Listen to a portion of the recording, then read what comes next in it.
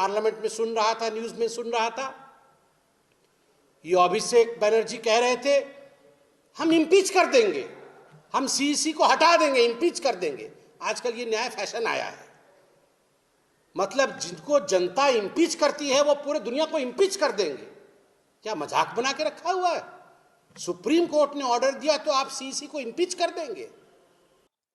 नमस्कार, मैं पंकज प्रसून। दोस्तों, अगर कोई आपसे सवाल पूछे कि देश का राष्ट्रीय खेल क्या है, तो आप झट से जवाब देंगे हॉकी।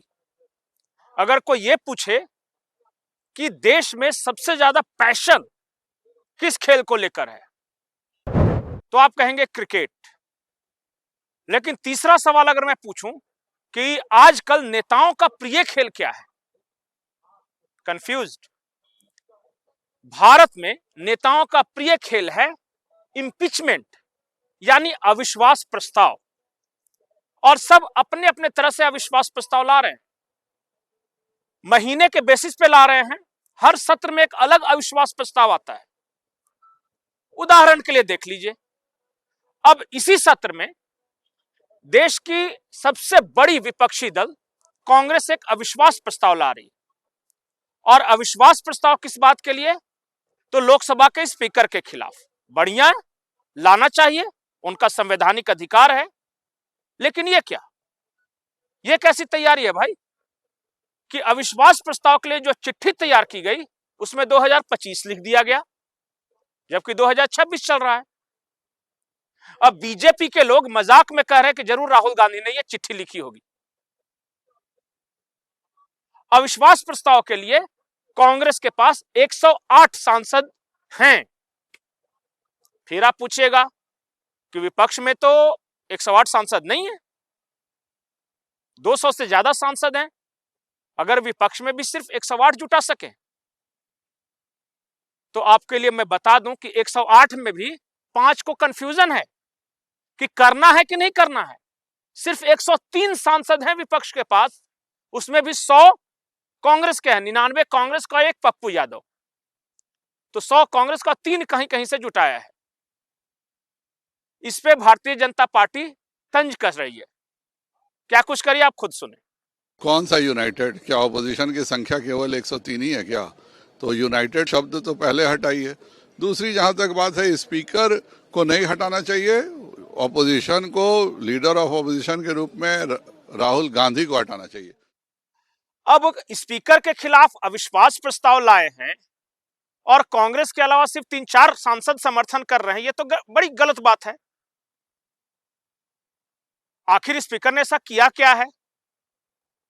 तो आरोप यह है कि राहुल गांधी को नहीं बोलने दे रहे हैं। राहुल गांधी को क्या नहीं बोलने दे रहे हैं भाई? तो नरवणे की किताब जो पब्लिश नहीं हुई उसको नहीं पढ़ने दे रहे हैं संसद के पटल पे। आरोप तो यह भी है कि स्पीकर जब विपक्ष के कोई बोलते हैं तो माइक ऑफ कर देते हैं, सिर्फ सत्ता पक्ष के सांसद जब बोलने के लिए खड़े होते हैं तभी माइक ऑन रहता है। इमरान मसूद बहुत गुस्से में है, आप भी सुनिए। सदन चलाना किसकी जिम्मेदारी है? स्पीकर की। सदन चलाना स्पीकर की जिम्मेदारी है। स्पीकर को जैसे ही सामने राहुल गांधी आते हैं उनकी आवाज बंद हो जाती है, बोलना ही बंद हो जाते हैं। वो राहुल जी नहीं बोलेंगे, राहुल जी नहीं बोलेंगे, बस। मैंने आपको वीडियो के शुरुआत में क्या कहा कि इम्पीचमेंट खेलते हैं, और आप कहेंगे सिर्फ स्पीकर वाला इम्पीचमेंट दिखा रहे हैं। तो एक इम्पीचमेंट और है, ये अविश्वास प्रस्ताव ला रही है टीएमसी। अभिषेक बनर्जी देश के मुख्य चुनाव आयुक्त के खिलाफ अविश्वास प्रस्ताव ला रहे हैं। तो टीएमसी का अलग अविश्वास प्रस्ताव है। टीएमसी कांग्रेस को नहीं समर्थन दे रही है और कांग्रेस के अविश्वास प्रस्ताव पर टीएमसी नहीं समर्थन दे रही है। अब इस पे संबित पात्रा मजाक उड़ा रहे हैं, कह रहे भाई कि किसके किसके खिलाफ अविश्वास प्रस्ताव लाओगे, क्योंकि स्पीकर के खिलाफ आप ला रहे हो, मुख्य चुनाव आयुक्त के खिलाफ ला रहे हो। इसके पहले वाले सत्र में तमिलनाडु के एक जज के खिलाफ लाए थे जिन्होंने दीप मंडपम पे फैसला दिया था। उससे पहले देश के सीजेआई के लिए भी अविश्वास प्रस्ताव ला चुके हैं। कोई बचेगा या नहीं बचेगा?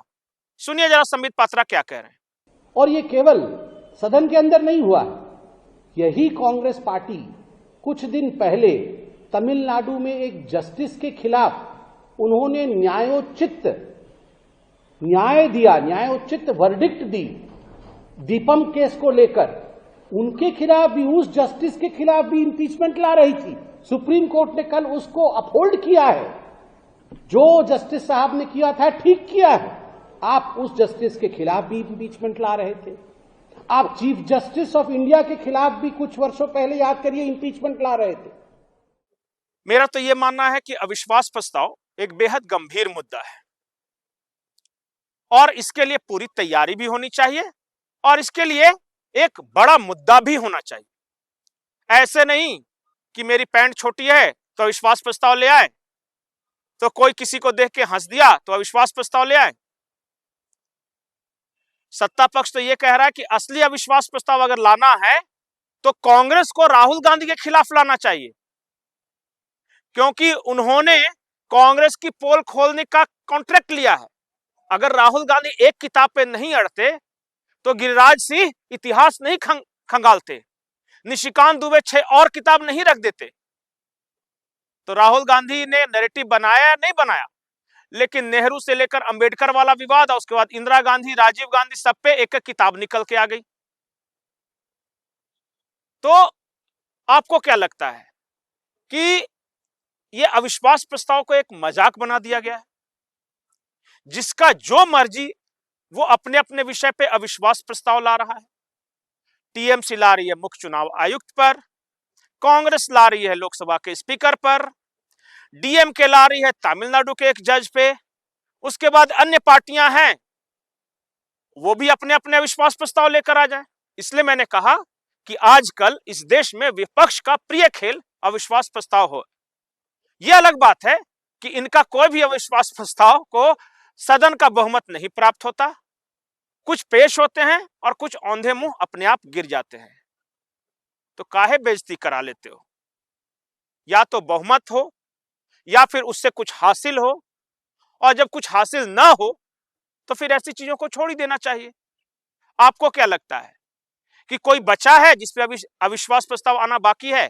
क्योंकि उपराष्ट्रपति धनखड़ पे भी एक बार लाए थे, चीफ जस्टिस ऑफ इंडिया के खिलाफ भी लेकर आए थे, प्रधानमंत्री के खिलाफ, जो मोदी सरकार के खिलाफ, हर सरकार के खिलाफ एक एक बार लाए। जैसे 2014 में जो सरकार चुनी गई उसके खिलाफ, 2019 वाला, अब 2024 वाला भी लेके आएंगे ही आएंगे।